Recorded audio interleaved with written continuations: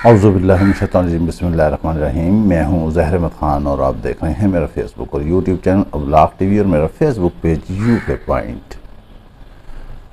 कल बहुत बड़ा फ़ैसला हुआ। उस फैसले के बारे में हमने आपको पहले ही बता दिया था कि कोई इतनी ख़ासी उम्मीद ना रखे, क्योंकि कप्तान पर इतने केसेस बने हुए हैं कि वो एक से निकलेगा दूसरे में उसे फंसा दिया जाएगा। बड़ा शोर मचाया था कि ज़मानत हो गई, रिहाई हो जाएगी। फिर वहाँ पर कार जमा हुई अटक जेल में, फिर वहाँ से और मामलात आगे बढ़े और रात गए। फिर ऐसा हुआ कि वो रिहाई ना हो सकी और फिर वहाँ पर उसकी मज़ीद गिरफ़्तारी डाल दी उन्होंने साइफ़र के केस में। हम आपको बताते हैं कि साइफ़र का केस भी जो गो के कागज़ का टुकड़ा निकलेगा, लेकिन उसके बाद 9 मई के केस में कप्तान को गिरफ़्तार कर दिया जाएगा। खबर ये भी सरगर्म है कि बुशरा बीवी की तवील मुलाकात रही, बहनों से भी उनकी मुलाकात हुई है। और लेकिन वहाँ पर इमरान खान ने ज़राए बताते हैं कि अज़्म मुसम्मिम का इरादा किया है कि मुझे मुल्क और कौम के लिए अगर इस तिहाड़ जैसी जेल में, अटक जैसी जेल में जहाँ पर कोई सहूलियात नहीं, ये मुझे मुल्क और कौम के लिए हकीकी आज़ादी के लिए 1 साल भी, ये 1000 साल भी बंद रखेंगे तो मैं कैद व बंद की सऊबतें बर्दाश्त करूँगा, लेकिन कहीं भी उसूलों पर कंप्रोमाइज़ नहीं करूँगा। कहा जा रहा है कि उन्हें बाहर जाने के लिए भी रजामंद किया जा रहा है। इसी वजह से तमाम तर उन्हें तंगियाँ दी जा रही हैं, लेकिन कप्तान अभी तक इस बात पर मानने के लिए तैयार नहीं है। दरअसल हम भी यही कहते हैं कि लीडर वही होता है जो डट कर मुकाबला करे, मगर हालात और वाक़यात से मुकाबला करने के लिए बाज़ औक़ात कंप्रोमाइज़ भी करना पड़ता है। कप्तान ये देखे कि एक आवाज़ जो कि बोल रही है तवाना, उसे खामोश होने से बेहतर है कि वो बोलती ही रहे और आवाम के लिए हुकूक़ की आवाज़ ही उठाती रहे, क्योंकि अब हालात जो हैं बहुत मुख्तलिफ हो चुके हैं, बहुत क्रूशल हालात हैं। हालात कुछ और ही दस्तक दे रहे हैं। कल भी हमने कहा था कि इससे पहले कि वो दस्तक और चाँप जो है आपके घर में दाखिल हो जाए, उससे पहले हालात को सुधार लेना चाहिए। पूरी कौम बाहर है, सड़कों पर है, महंगाई की वावेला मचाई है, बहुत इंतहा दर्जे की जो है महंगाई हो चुकी है। बिजली के बिल जो है वो किसी तरह काबू ही नहीं आने में आ रहे हैं। वापडा वाले कहते हैं कि बिल तो आएंगे, आप अदा कर दें, लेकिन आपको किस्तों में अदा करना पड़ेंगे। ये कितना बड़ा जुल्म है। दरअसल हकीकत क्या है? हकीकत ये है कि ये वो पीडीएम की और पीपल्स पार्टी की लगाई हुई बुराई की जड़ है जिसको कौम काट रही है, क्योंकि इस हुकूमत को आए हुए अभी तो महीना भी नहीं हुआ है, ये पिछले ही महीने के बिल आ रहे हैं और वो हुकूमत जो कुछ बढ़ा के चली गई है उसको ही इस वक्त हुकूमत काट रही है। जो उन्होंने बोया हुआ था उसको काट रही है, मगर अब क्या करें, इतने मसाइल हैं, वो इतना गंद फैला गए हैं, इतनी प्रागंदा सियासत कर गए हैं कि वहाँ से निकलना जो है इंतहाई मुश्किल है। नवाज शरीफ और शहबाज शरीफ की बाहर मुलाकातें हो रही हैं, उनके आने के लिए बारे में भी कहा जा रहा है।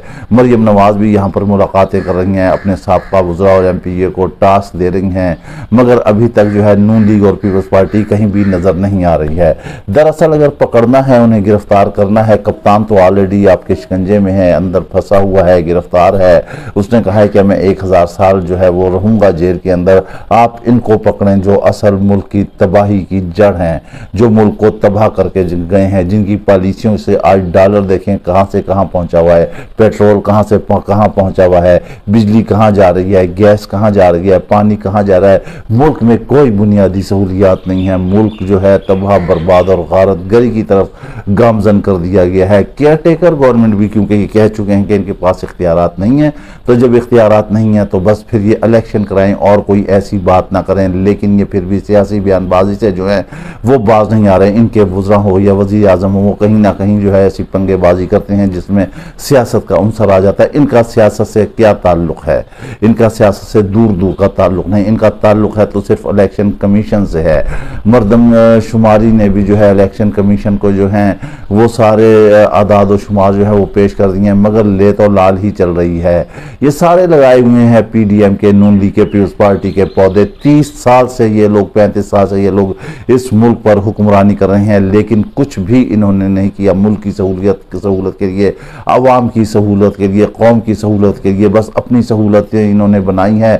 खाकान अब्बासी कह चुके हैं कि एक कानून जो है वो हमने इस मुल्क और कौम के हक़ में नहीं बनाया, सब अपने मुफाद की खातिर बनाए हुए हैं। अब वक्त है, क्योंकि हमने कहा था कि ये अगस्त का महीना है, इसमें बड़ी बड़ी खबरें आएंगी। आप ये देख लें कि इस वक्त कितनी बड़ी बड़ी खबरें आ रही हैं जो कि काया पलट देने वाली हैं। कौम इस वक्त कतई तौर पर तंग आमद बंजंग आमद है।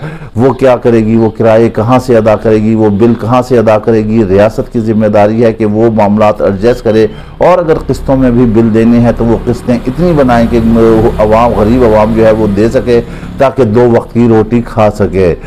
अगर ये हालात काबू ना किए गए तो फिर बहुत ही कसमा पुरसी की हालत हो जाएगी। हम अपने मुस्तकबिल पर नज़र डालें, हम अपने फ्यूचर पर नज़र डालें। हमने अपना मुस्तकबिल जो है उसको महफूज करना है, हमने अपने असासे महफूज करने हैं, हमने अपने सरहदें महफूज करनी है, हमने मुल्क में अमन व अमान लेकर आना है, हमने इस्तेहकाम लेकर आना है। दुश्मन तो ये चाहता है कि हमारे पाकिस्तान में अमन व अमान ना हो। हम एक एटमी क़ुव्वत है जो कि दुश्मन की नज़र में खटक रही है। हमने तमाम असासाजात की अपनी जान भी देकर इस मादर वतन की हिफाजत करनी है। इन हालात के लिए मुल्क और कौम को साथ लेकर चलना होगा। बड़े बड़े मुल्कों की आप मिसालें देख लें, कितने बुरे हालात थे और आज वो कहाँ हैं। हमारा पड़ोसी मुल्क जो धोती और कुर्ता पहनता है उसको देख लें, आज वो चंद्रयान के जरिए वो कहाँ पर से कहाँ तक पहुँच चुका है। उसके फॉरेन रिजर्व कितने हैं, हमारे कितने हैं। बराबर के आज़ाद हुए थे। बांग्लादेश जो बाद में हमसे आज़ाद हुआ, उसका आप देखें आज टका कहाँ पर है, हमारा रुपया कहाँ पर है। आखिर इसकी क्या वजह है? इसकी वजह यह है कि यहाँ पर जो भी सियासतदान आए, हुक्मरान आए, वो लुटेरे ही आए। उन्होंने मुल्क और कौम को लूटा ही है। अगर एक लीडर ऐसा मिला था जो मुल्क और कौम के लिए चल रहा था, जो मुल्क की हिफाजत के लिए कुछ कर रहा था, जो मुल्क की तरक्की के लिए कुछ कर रहा था, जो बैनुल अक़वामी सतह पर मुल्क का नाम बना रहा था, उसको पाबंदे सलासल कर दिया गया है। शायद दुनिया में कोई इतना बड़ा ऐसा शख्स होगा, कोई इतना बड़ा दहशतगर्द होगा जिसके खिलाफ इतने मुकदमात होंगे। ये भी एक वर्ल्ड रिकॉर्ड है कि उसको कैदोबंद में करके वजीर आजम को डाल दिया गया है, जेल में डाल दिया गया है। पूरी दुनिया उससे सुनना और सीखना चाहती है, लेकिन हम उसको मिटाने के दर पे है। लेकिन वो अवाम के दिलों में बसा हुआ है, अवाम के दिलों से उसको नहीं निकाला जा सकता। जो मर्जी करने इलेक्शन करा लें, इन तमाम हालात का एक ही हल है कि बर वक्त और शफाफ इलेक्शन। इसके साथ ही आप हमें इजाज़त दीजिए। अपना ख्याल रखिएगा। वीडियो पसंद आए तो लाजमी लाइक और शेयर कीजिएगा। अल्लाह हाफिज।